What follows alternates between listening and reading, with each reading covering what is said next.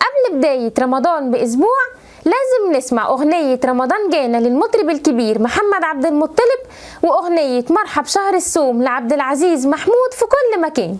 وخلاص الأغنيتين دول بقوا جزء من احتفالنا برمضان اللي لسه هيجي.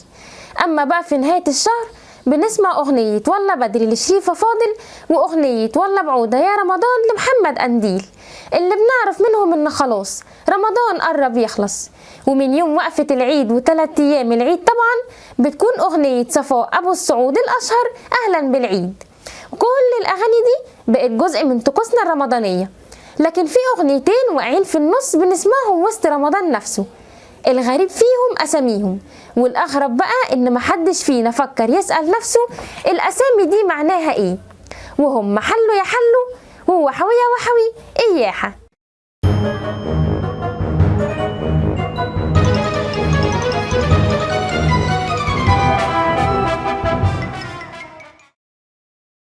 بداية الأغنيتين دول بيوضحوا قد إيه التراث الحضاري المصري ممتد ومتداخل ما بين مصر القديمة اللي احنا خطأ بنسميها الفرعونية، لمصر القبطية، لمصر المسيحية، وأخيرا الفترة الإسلامية المزدهرة جدا بالتفاصيل والعادات والتقاليد، خصوصا أيام الفاطميين اللي دخلوا حاجات وعادات كتيرة جدا على المجتمع المصري.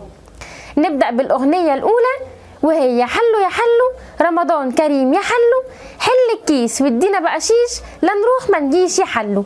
حلو يا حلو رمضان كريم يا حلو، حل الكيس وادينا بقشيش لا نروح ما نجيش يا حلو. لياليك الحلوة ادينا الجمهورية هلو. حلو يا حلو رمضان كريم يا حلو. والأغنية تأليف محمد حلاوة وألحان الموسيقار الكبير محمد الموجي، وهي طبعا للفنانة صباح. طب إيه معنى كلمة حلو يا حلو، وإيه حكاية كلمات الأغنية؟ بداية الكلمة أصلها قبطي، واللغة القبطية هي اللغة التانية في تاريخ مصر، واللي بتعتبر تطوير للغة الهيروغليفية مع استخدام الحروف الإغريقية في الكتابة بدل الرسومات. وفضلت اللغة دي مستخدمة في مصر لأكثر من 300 سنة بعد الفتح الإسلامي، وهي ما زالت اللغة الرسمية في الكنيسة الأرثوذكسية المصرية. المهم نرجع للكلمة بتاعتنا وهي كلمة حلو، واللي معناها بالقبطي الراجل الكبير أو الشيخ.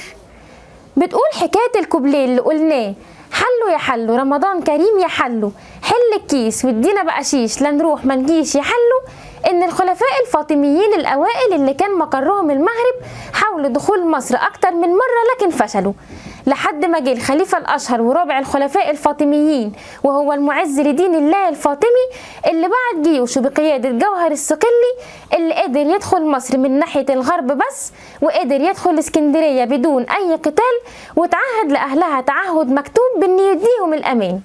بعد فترة لقى الجو مناسب فبعت للخليفة المعز لدين الله الفاطمي ان يجي مصر بعد ما كان بناله فيها عاصمة جديدة وسماها القاهرة.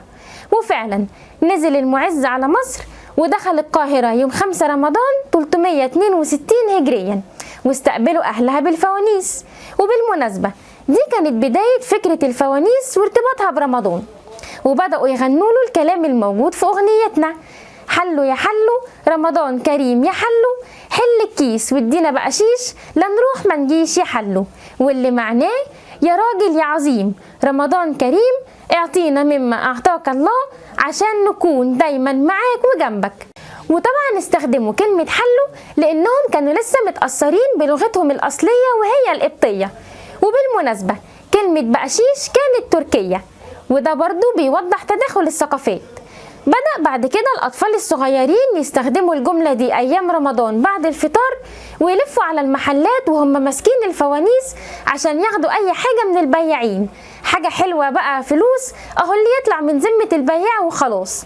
وفضلت الجملة دي جملة تراثية بتستخدم لحد القرن العشرين، لحد ما لقطها الشاعر محمد حلاوة وألف أغنية عن رمضان كانت الجملة دي بدايتها.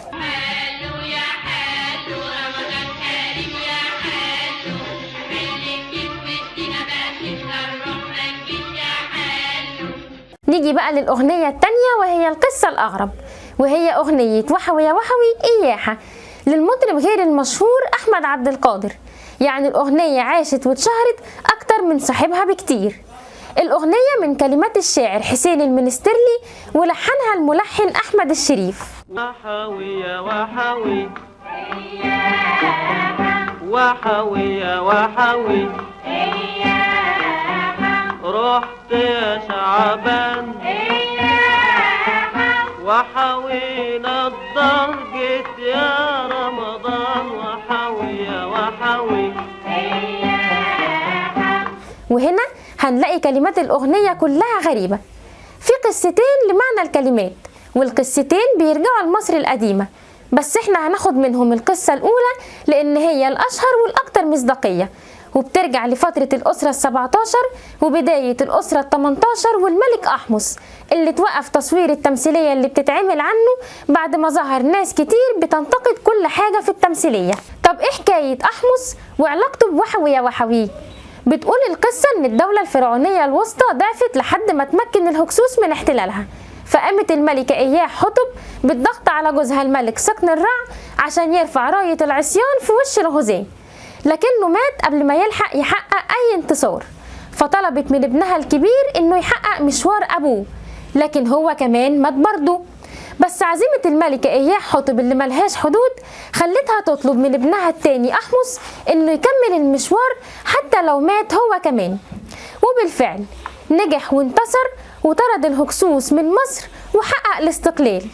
وخرج الشعب بعد كده للاحتفال في الشوارع وكانوا بيهتفوا واح واح إياح، اللي اتحرفت بعد كده وبقت وحوي يا وحوي إياحة، اللي معناها تعيش تعيش إياح الملكة العظيمة اللي كانت ورا النصر التاريخي ده. وحوي يا وحوي مرحب رمضان، رمضان جنة